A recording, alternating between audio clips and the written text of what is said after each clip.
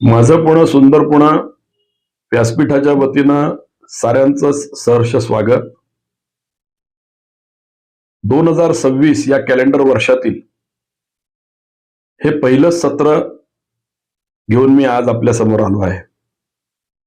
त्यामुळे मी आपल्याला सुरुवातीलाच एक नम्र आवाहन करतो की माझं पुणे सुंदर पुणे या व्यासपीठाच्या वतीनं आपण चौफेर हे सदर चालवतो आणि या सदराखाली संघ शताब्दी आणि शताब्दीतील प्रमुख पंचपरिवर्तनाचे मुद्दे यावर आपण दर महिन्याच्या 2 तारखेला एक एपिसोड करतो आहोत. आजचा एपिसोड हा तिसरा एपिसोड आहे. पंचपरिवर्तनातील हा तिसरा मुद्दा आहे. कुटुंब प्रबोधन हे त्याचं नाव आहे. मी हे आपल्याला एवढ्यासाठी सांगतोय की नवीन येणाऱ्या कॅलेंडर वर्षामध्ये आपण या मुद्द्याचा अतिशय गांभीर्यपूर्वक विचार केला पाहिजे. तो तुमच्या माझ्या भविष्याचा विचार आहे असं मला वाटतं. राष्ट्रीय स्वयंसेवक संघ त्याची शताब्दी आणि त्या शताब्दीमध्ये पंचपरिवर्तनाचे असलेले मुद्दे आणि त्याच्यातील प्रमुख मुद्दा कुटुंब प्रबोधन आहे असं मला वाटतं. याचं कारण स्वयंसेवक संघ आणि सर्वसामान्य माणूस याचं एक अन्योन्य नातं आहे. राष्ट्रीय स्वयंसेवक संघाने आजपर्यंत समाजातील सगळ्यात शेवटच्या माणसाचा, त्याच्या उत्कर्षाचा, त्याच्या भविष्याचा विचार केलेला आहे. आणि हा भविष्याचा विचार करत असताना कुटुंब समर्थ असलं पाहिजे, विकसित असलं पाहिजे, समजूतदार असलं पाहिजे. हा एक स्वाभाविक स्थायी भाव हिंदू धर्मामध्ये अंतर्गत असलेल्या प्रत्येकानेच समजून घेतला पाहिजे. आपल्याला कल्पना आहे की 2 वर्षापूर्वी हजारो वर्षाचं आपलं साऱ्यांचं स्वप्न राम मंदिराचं एका पूर्तता ही आपण प्रत्यक्ष सगळ्यांनी अनुभवली. राम मंदिर हे अयोध्येमध्ये झालं आणि या मंदिराच्या निमित्ताने खरोखरीच आपण सगळ्यांनी आत्मपरीक्षण केलं पाहिजे असं मला वाटतं. संघ शताब्दीच्या निमित्ताने या आत्मपरीक्षणाला आपण सुरुवात करूया. या नवीन कॅलेंडर वर्षामध्ये देखील आपण या आत्मपरीक्षणाला सुरुवात करूया. एवढंच या निमित्ताने मला आपल्याला सांगायचं. समर्थ समाज हा कशासाठी असला पाहिजे याविषयीचा विवाद कुणाच्याच मनामध्ये नाही. मी परत एकदा संदर्भ एवढ्यासाठीच देतो की आपल्या शेजारी राष्ट्रांमध्ये, विशेष करून बांगलादेश आणि पाकिस्तानमध्ये कशा स्वरूपाचं वातावरण आहे हे आपण सगळेजण अनुभवतो आहोत. याच्यामध्ये समाज व्यवस्था पूर्णतः ढासळलेली आहे. कुणालाही परस्पराविषयी प्रेम नाही.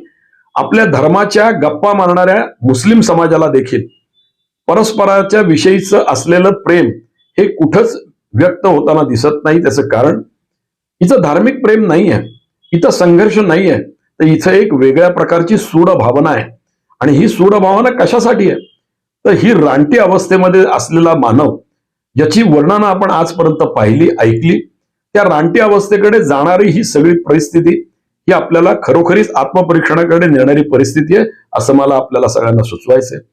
याचं कारण हिंदू समाज, हिंदू धर्म या साऱ्या गोष्टींचा मूलभूत विचार करतो. आपल्या कुटुंबामध्ये विशेष करून आपल्याला मान्य असो अथवा नसो, ज्यांना मान्य आहे त्यांनाही आणि ज्यांना मान्य नाही त्यांनाही श्रीराम जन्मभूमी आणि त्या संदर्भामध्ये रामाचं चरित्र हे खूप बोलकं आहे, आदर्शवत आहे, हे सगळ्यांनी मान्य केलंच पाहिजे. त्याचं कारण कदाचित श्रीरामाचा जन्म झाला किंवा नाही झाला अशा प्रकारच्या भावना व्यक्त करणारे वेगळ्या विचारसरणीची, डाव्या विचारसरणीची मंडळी आणि रामाचं आदर्श मानणारे हिंदुत्ववादी किंवा देशप्रेमी नागरिक, या समाजाचा विचार करणारे नागरिक, अशांचा हा एक वेगळा संघर्ष हा एका वेगळ्या व्यासपीठावर सुरू आहे. परंतु जरी रामकथा ही कथा मानली तरी देखील ही कथा ही खूपच आदर्शवत आहे, हे सगळ्यांनी समजून घेतली पाहिजे.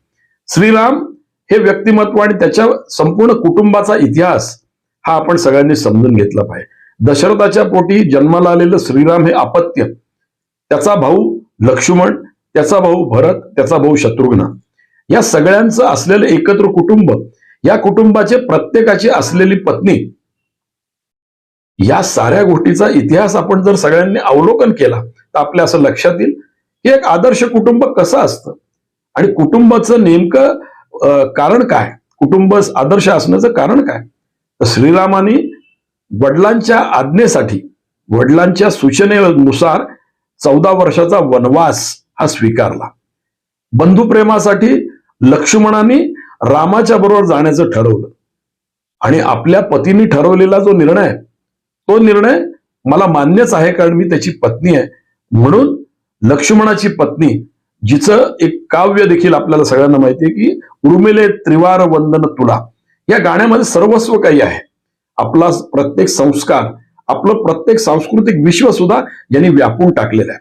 त्याच्यानंतर भरताने अशा प्रकारचा निर्णय झाला, तो आपल्याला मान्य नाही, आपल्या थोरल्या भावाला किंबहुना अशा प्रकारे वनवासामध्ये पाठवणं हे योग्य नाही. आणि त्यामुळे बंधुप्रेमापोटी 14 वर्ष राज्य चालवणं ही सोपी गोष्ट नाही आहे. त्याच्यातनं आपण काही बोध घेणार का नाही? आणि तो बोध आपण घेतलाच पाहिजे. ती आजच्या काळाची गरज आहे.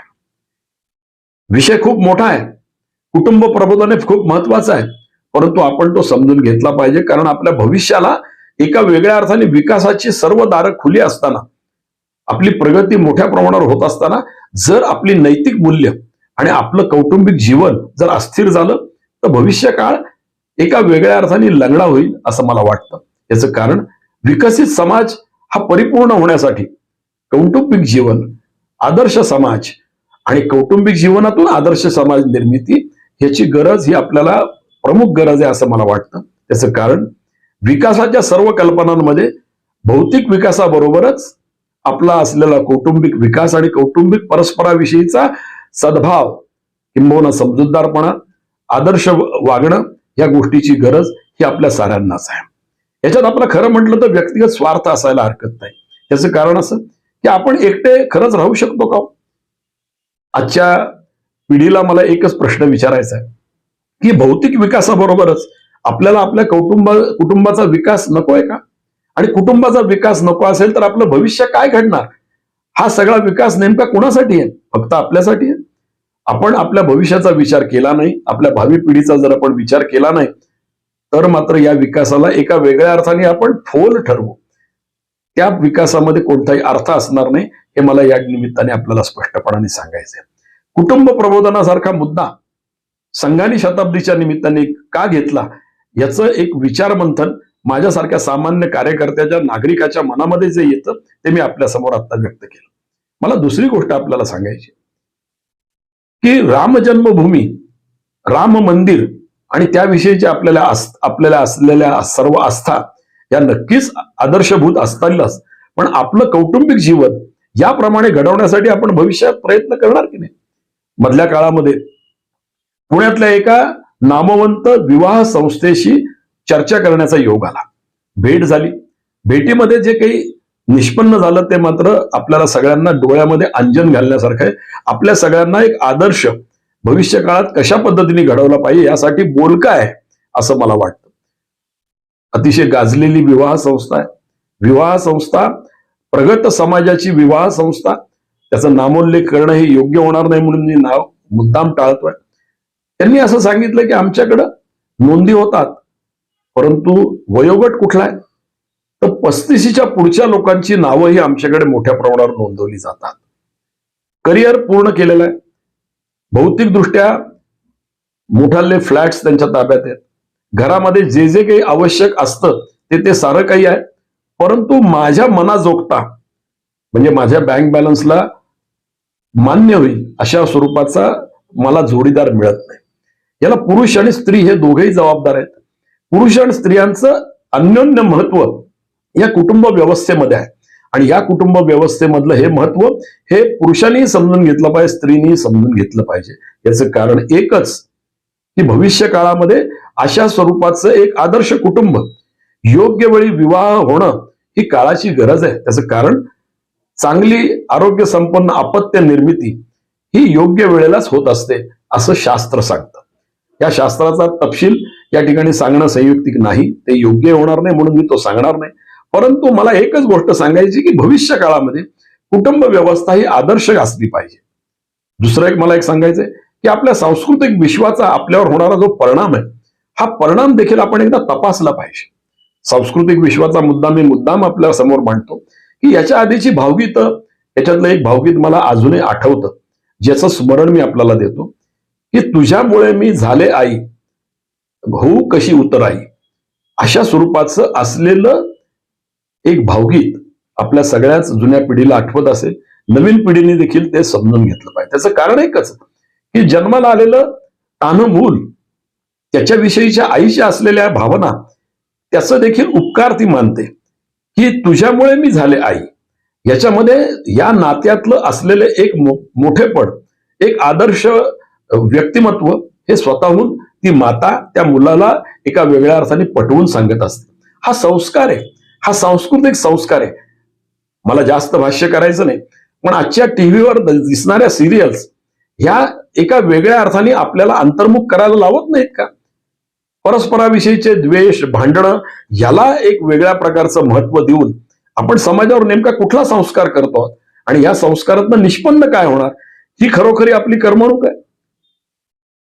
हे आपलं सांस्कृतिक विश्व आहे आणि या सांस्कृतिक विश्वातून, या कर्मणुकीतून आपण नेमकं काय मिळवणार याचा विचार भविष्य काळामध्ये कुटुंब प्रबोधनाच्या निमित्ताने आपण केला पाहिजे असं मला वाटतं.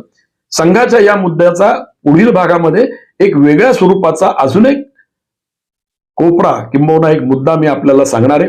आपल्याला एवढंच सांगेन की परस्पराचा नातेसंबंध, परस्पराची बंधुता, परस्पराच्या विषयीचा असलेला आदर हा कुटुंब व्यवस्थेचा पाया आहे आणि हा कुटुंब व्यवस्थेचा पाया भविष्य काळामध्ये आपण राखण्यासाठी आपलं सांस्कृतिक जीवन, आपलं कौटुंबिक जीवन आणि आपल्या समाजाचा भविष्याचा विचार आपण जर केला तर आपल्या साऱ्याच विकासाला, आपल्या साऱ्याच प्रगतीला, आपल्या व्यक्तिगत आयुष्याला एक वेगळ्या प्रकारचा सुगंध येईल असं मी आपल्याला सगळ्यांना सांगतो आणि थांबतो.